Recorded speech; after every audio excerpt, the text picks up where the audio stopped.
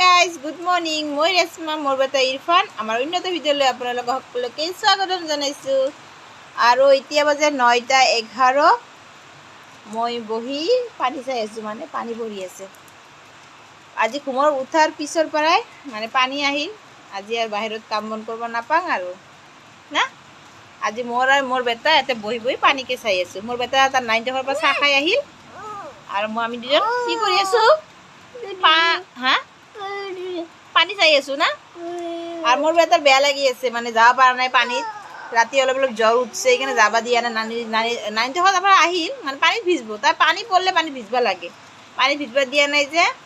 কৈছে মা মোৰ বেয়া লাগি আছে, মানে এনেকৈ পানীতে লাৰিব বাহিৰত যায় কাৰণে দিয়া নাই যে, সেইকাৰণে তাৰ বেয়া লাগি আছে না। গাইজ আপোনালোকৰ চাহ পানী খোৱা হ'ল নে নাই কমেণ্ট কৰি জনাব। মোৰ কিন্তু হোৱা নাই, এতিয়ালৈকে বহি আছোঁ।